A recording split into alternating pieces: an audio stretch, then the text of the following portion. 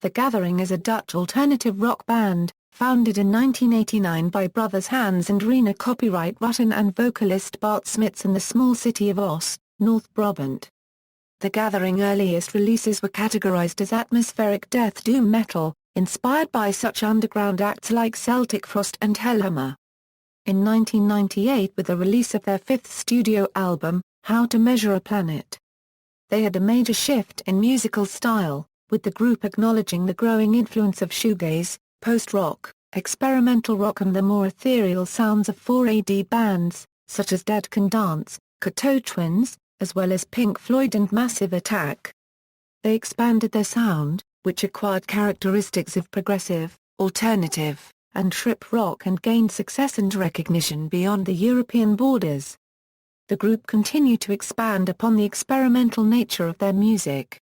In August 2007 Anouk van Giersbergen left the group to focus on her solo project Agua de Unique. On March 12, 2009, The Gathering announced that their replacement vocalist was Silje Wergeland. Their most recent album, Disclosure, was released on September 12, 2012. On January 17, 2014, the band announced on their Facebook page that they decided to take a break from recording and touring, and also that Marjolein Koeman left the band. To celebrate the band's 25th anniversary, a show featuring all the current and past members in the band's history took place on November 9, 2014. History Early years Founded by brothers Hans and René Rutten and vocalist Bart Smits, The Gathering formed in the city of Os, North Brabant, Netherlands in 1989. Soon after they were joined by Hugo Prince and Geerligs, Jelmer Wiesmer and Frank Boygen to complete their first lineup. The Gathering's earliest recordings were categorized as atmospheric death doom metal, inspired by such underground acts like Celtic Frost and Hellhammer. In 1990 they recorded a demo tape entitled An Imaginary Symphony which met some positive reactions from the underground metal scene due to their unusual use of keyboards in metal-oriented music. A second demo, Moonlight Archer, was recorded in April 1991, was picked up by several music journalists. Both demos suffered from poor production. However, they did help establish the band's name on the live circuit, opening for bands such as Deadhead, Invocator, Samol, Morbid Angel and Death. After signing with Foundation 2000, the group released their debut album Always in 1992. On this album, Bart Smits was accompanied by Marijk Groot on vocals, who also joined The Gathering on stage for most of the gigs. The album was a minor success on the European continent, where it went on to shift nearly 20,000 units over the next few years. In 1992 both Bart Smits and Marijk Groot decided to leave the group due to musical differences. The other members wanted to change direction towards a lighter, more progressive sound. Smits went on to form his own project, called Wish, to explore a darker, heavier sound. In 1993 the group recruited two new vocalists, Niels Dufhuis and female counterpart Martine van Loon. A second album, Almost a Dance, was recorded and released in 1993 by Foundation 2000. The album was met with much criticism aimed at Dufhuis' punkish tone being decidedly out of step with the music, and the album was largely written off as a result. The group collectively acknowledged their disappointments with Almost a Dance and decided to start writing new material and start the search for a new vocalist. Century Media Years The Gathering released their third album Mandolin in 1995 through Century Media, proving to be their breakthrough and selling over 130,000 copies in Europe. Two singles were released from Mandolin, Adrenaline Leaves, and Strange Machines further helped raise the group's popularity in Europe and the United States. Tours of Belgium and Germany, as well as appearances at the Dynamo Open Air and Pink Pop festivals further established the band's presence in the European metal scene. 1997's Nighttime Birds was stylistically and musically a companion piece to Mandolin, sold over 90,000 copies and saw the group tour throughout Europe. In 1998 the group acknowledged their growing influences and their need to experiment with the double album How to Measure a Planet.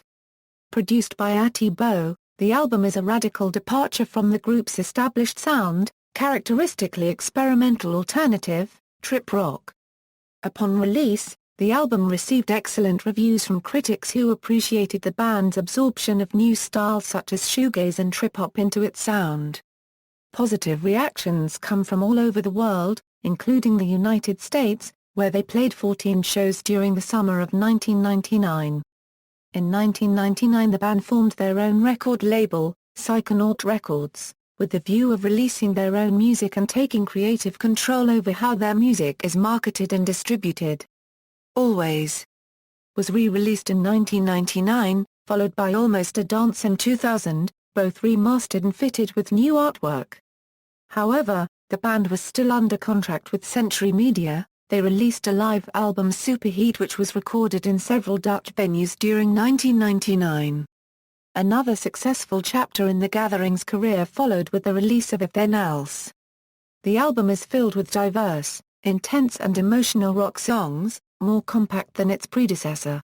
15 months of touring ensued, taking them to virtually every nook and cranny of Europe, with a little sidestep to Mexico, and ending with a small Dutch club tour in October 2001. Independent years. In 2002 the band members took a break and tended to their private lives. During this period, they ended their contract with Century Media. The Gathering had to run their newborn label Psychonaut Records and their 12-and-a-half-year anniversary was coming up. To celebrate this with their fans, they released the mini-CD Black Light District on their own label. In early 2003, Souvenirs was released. Sleepy Buildings, a semi-acoustic live album, followed in 2004. This album was the last one featuring Hugo Prince and Gilles as the bass player. He was later replaced by Marjolaine Koeman. In 2005, The Gathering provided the music for a CD-ROM titled Passengers in Time, the musical history tour. This CD accompanied a history study book written by Professor Wim Kratzborn and the band did not consider it to be an official release of theirs. The band released a DVD in 2005, entitled A Sound Relief. This contained more gentle semi-acoustic songs. But this is not their first DVD. Century Media had released In Motion without band permission at 2001. Nevertheless In Motion had an acceptable success. The next plan was to release in 2007 a second DVD A Noise Severe which features the more hard rock sound of The Gathering. This DVD was recorded in Santiago, Chile at March 24, 2007 at the Caupolicán End Theatre. In April 2006 they released their 8th studio album called Home. They had toured in March in North and South America and, after a brief pause to let Van Giersbergen treat a laryngitis problem, they continued their touring schedule with European dates and music festivals throughout 2006. The Gathering toured throughout the US and Canada with Lacuna Coil in the spring of 2007. On June 5, 2007, it was announced that Anak was leaving The Gathering to spend more time with her family and her own band, Agua de Anik. The band scheduled a final tour stop on 4 August 5, 2007 at the Anchor Rock Festival, Finland. The Anchor Rock Festival was announced as the final performance with Anak as vocalist. Post-Anak Van Giersbergen years. In February 2008, The Gathering released a box set entitled Sand and Mercury, The Complete Century Media Years.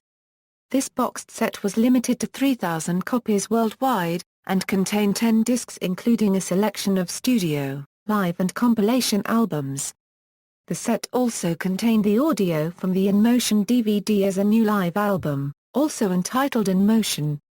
In September 2008, The Gathering released a collection of all their old material from 1989 to 1993 on a double CD.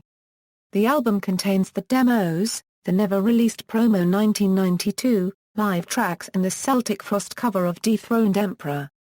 The songs were from the period of the first lineup with singer Bart Smits. All songs were restored and mastered by Mike Weird and was released by small Dutch independent label Vic Records. In 2009, drummer Hans Rutten posted a statement on their forum giving details of what to expect later that year. Yes, we are working on a new album. Or actually, 2 new albums. Many of our new songs are very rock and guitar orientated and will end up on a heavy rock album for sure. The second album will be filled with more unregistered trademark shoegaze unregistered trademark, dreamy tracks. Hans also mentioned they have been working with 3 singers, although only one appeared on the final album. On December 20, 2008, the title of The Gathering's 9th studio album was announced as The West Pole. From September 2008 there had been much speculation that Octavius Barati singer Silje Wergeland would be the new lead singer of the band. A picture was forwarded by the band onto their official forum site that looked like her. On January 7, 2009, an article in a local Dutch publication stated that new singer would not be Dutch. Speculation shifted to the new singer being Norwegian after conversations with René Rutten. On March 12, 2009, it was officially announced that the new vocalist would be Silje Wergeland. Their new album, The West Pole, was released in May 2009. On May 16, 2011, the band released the single Heroes for Ghosts via their Bandcamp page, as well as announcing a South American tour.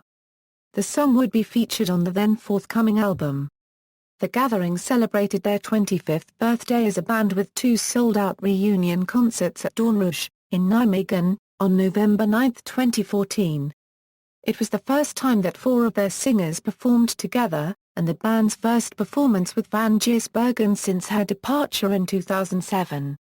Etymology, Frank Boygen on the origins of the name of the band. The name The Gathering has been made like 11 years ago when we started this band. We were all between 15 and 17. We were watching a lot of movies those days. One of the movies spoke about immortality and that you could kill the immortals with cutting their head off. It's the first Highlander Frank is speaking about. In the first part of the movie, they speak a lot about the gathering. There will be a gathering once with all the immortals. We thought it was a nice name for a band, and that's how we created this name. And you can feel it's a cool name for 5 people who come together to make fine music. Members =timeline Discography. Always. Almost a Dance, Mandolin, Nighttime Birds, How to Measure a Planet. If Then Else, Souvenirs, Home, The West Pole, Disclosure, Afterwards. References. External links, official website, official forum.